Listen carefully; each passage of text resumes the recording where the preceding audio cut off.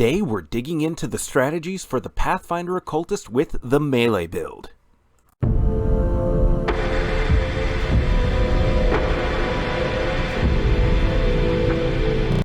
Hello everyone, and welcome back down here to the Gamer's Den with me, your host, Jordan, your Master of Lore and Storyteller Extraordinaire. Now, we are going on with the Pathfinder Occultist, but today we're going to be talking about kind of the key strategies and overall play style that you will have for this particular melee build for the Pathfinder Occultist. Now, to begin with, for your key strategies, one of the first things you're going to do is you're going to take the Elven Branch Spear as your transmutation implement for first level. Investing points into this will get you the physical enhancement power. It's just the base resonant power that you have, which gives you a +2 to a physical stat for every 3 points of focus that you put into it, with a max for a +2 bonus at every 6 levels. You want to use this for your dex. This will improve your armor class, your ability to hit, your defense, and eventually your damage, as well as initiative and numerous other skills that your dexterity depends on. Also, your reflex saves. That's a very important one as well. Also, every transmutation power that you can take is going to be a good pick.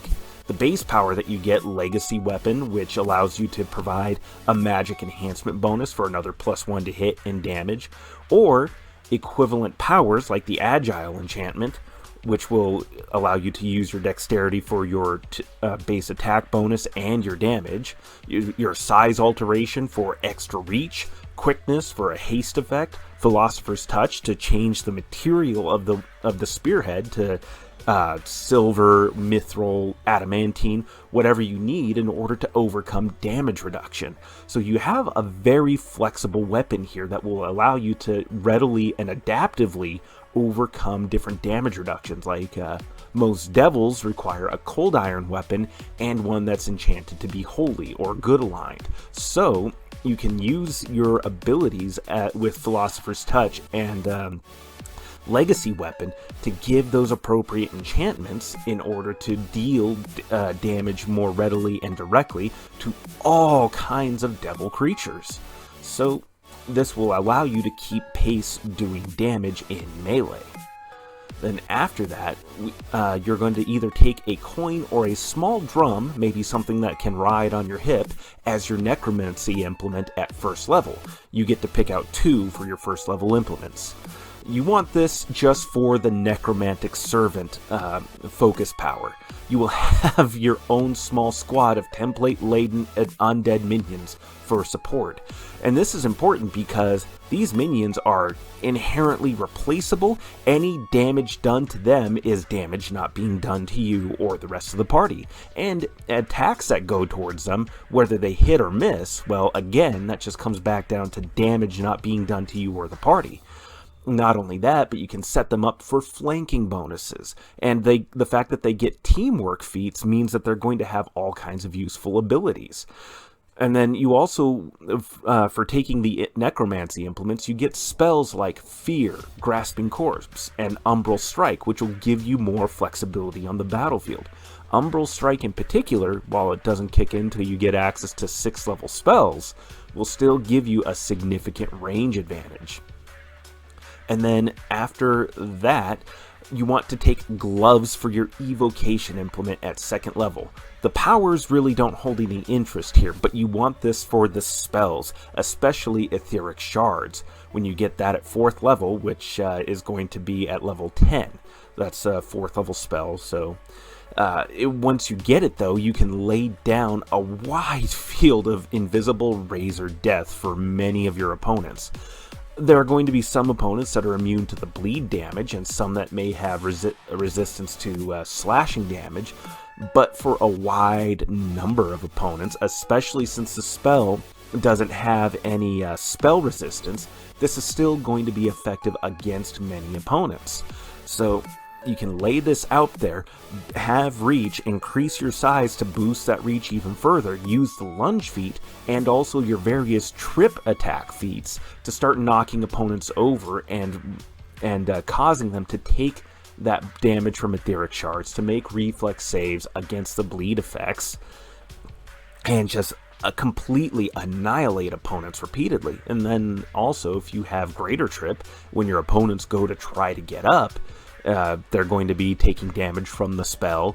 They'll get attacks of opportunity from you. Any opponents that are, or any of your allies that are nearby, like your undead minions, you can begin to start wailing away on opponents and make combat frustrating for them and annihilate them. And if they die within the field of etheric shards, you can still use your focus power to create undead minions, or use grasping corpse to cause the body to get up and go running and tackle somebody within the etheric shards. The number of combinations here are absolutely ruthless and meant to just make life hell for your opponents. But yeah, you will use your reach to your advantage to increase your size and place yourself near the edges of the etheric shards and trip opponents. Your later implement selections will depend on what kind of campaign you're in. Cloak and Dagger campaigns will benefit from divination and illusion powers and those associated spells too. Those will be of much greater help, since there's a focus not just on combat but on reconnaissance and information gathering. Or at least if your DM is running it properly, there should be more of a focus on that, and these spells will help you to that end. Those focus powers will also aid in achieving those goals. Not only that, but you're smart enough to be an excellent source of information. You're going to be boosting your intelligence at every opportunity as well. And you can do a lot of research outside of combat, incorporate this into your roleplay, and research the weaknesses of your opponents, as well as the fact that your implements are based off of weapons that either have an intense personal history with you or are historically important in some fashion. They're significant to this religion, to this kingdom, this particular family line. All of these different items will have that psychic imprint on them that gives them that resonance that allow you to invest your focus powers into it. So this can all come together and be incorporated very easily into your role-playing, and helps to shape a very unique and interesting character beyond just mechanical effectiveness. While that's the focus of these guides, that shouldn't be the only end in and of itself. You're making a character and you want them to be a character. And, well, again, to that end, to that point, this melee build seems to be an interesting build for the Occultist, especially being a dex-focused build. It's very uncommon for melee, but the Agile enchantment helps tie it all together, and if you can't get that enchantment put on a weapon, you have your legacy weapon ability to help make this a reality. So, overall, we have a very vicious build here. At the end, what it looks like, by level 10, you have a solid base attack bonus. Your dexterity should be boosted significantly enough. With your, just the resonant power, you're looking at a +4 bonus to your dexterity right there, not counting Belt of Physical Might, which could also be giving you a bonus. We're starting off at 16, so you put both of your enhancement points into your dexterity. That's an 18 with another +4, 22. We're looking at around possibly a 26, 28 for your dexterity. That's a significant amount of a bonus to your hit and to your damage all the way around right there. Not only that, but the insane number of attacks of opportunity you get, and if you're wearing celestial armor, you're getting a huge boost to your armor class right there. So all the way around, this is a pretty fun, ruthless build that has some flexibility and adaptability in its options, depending on how you want to build it. So you have a character class that can be customized and fit into a wide number of campaigns. Now, does this mean that you'll outperform, say, a paladin or a fighter or barbarian on damage? Maybe not. But you'll be keeping up and you'll be able to deal with opponents' damage reductions. You have spells at your beck and call that will allow you to be much more utilitarian upon the battlefield and outside of it as well. So this is overall still a really, really good class. Quite a bit of fun, and it was fun researching this class overall. Certainly, I hope you've enjoyed this journey as much as I have, taking a look at the Pathfinder Occultist and playing around with this melee build. But what did you think? Did I leave anything out here? Are there some strategies that you might recommend? Go on down into the comments below and let me know what you thought and what your particular strategies and tactics are. But we're going to go ahead and call it there.